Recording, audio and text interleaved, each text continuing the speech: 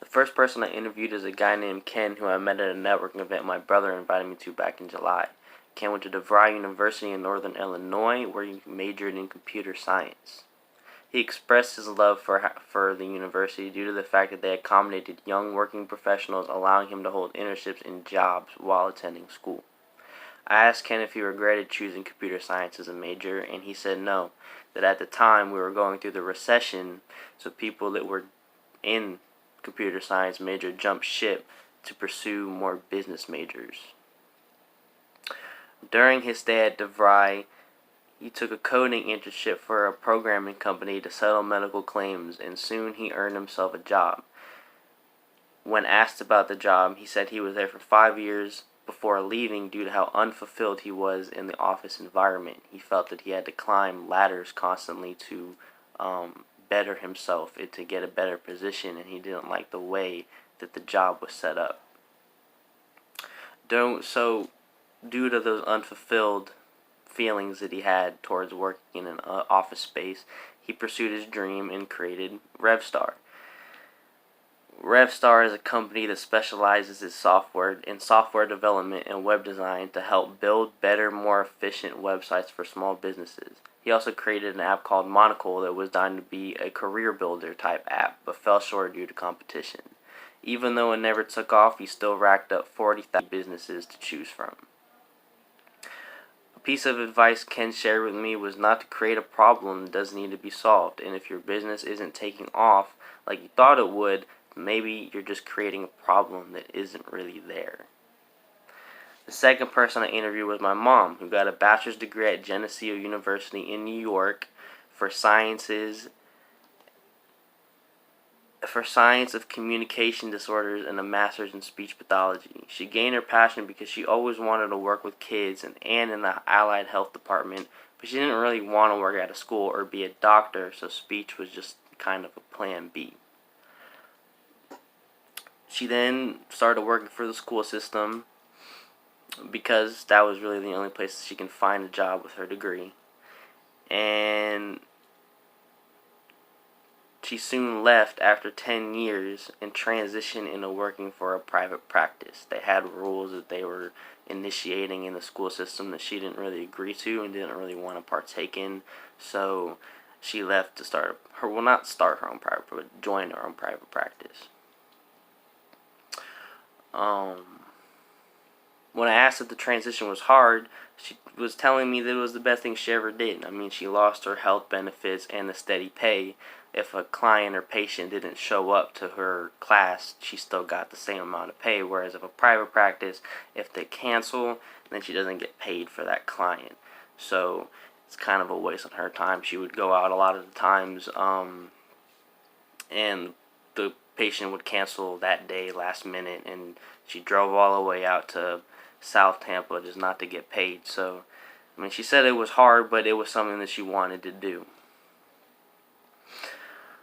She was at the practice for five years. She didn't really get on well with her boss. Like, she didn't get along very well. So she ended up leaving and working for Primerica, where she would go to people's houses and, help set up their retirement fund, their 401k, so when they retire they have money. But she was also gaining revenue so she can start her own business, getting clients, going to networking events, just getting the name out there and steadily building her website and her own private practice, Learn to Speak. As of June, her business has started the process of getting its own credentials, and even though I thought that was good news, she expressed that it was really frustrating. That she thought that the government set up small businesses to fail, that how the billing cycles work. So she would go 40 to 60 days without seeing any money, which made it hard for her to pay her employees and to pay for office supplies. It was really hard for her to start her business due to the way that the billing cycles worked.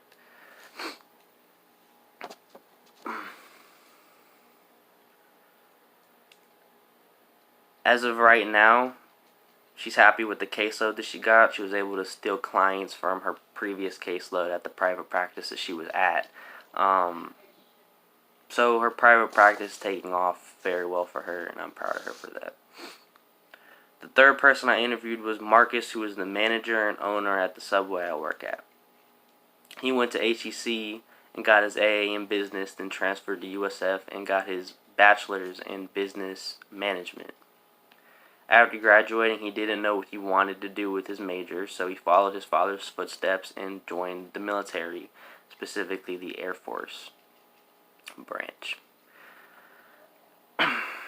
He spent 4 years in the Air Force before retiring and joining his father and owning 3 Subways. He contributed his success to his father, who showed him the ropes on how to operate and manage a chain restaurant. He quickly enjoyed owning a Subway and building relationships with his customers to draw them into coming out. He had promotional ideas to get customers back, offering them free cookies if they get a foot long instead of a 6-inch or something along those lines. He had multiple promotional ideas, just fun things that would draw customers back in. I asked if he always had a passion for food, and he told me that he didn't. That as a kid, he actually wanted to be an engineer.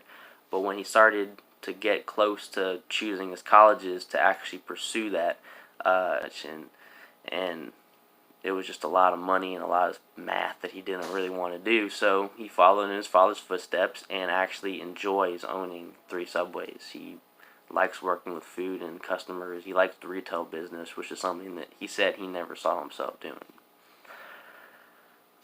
Overall, I learned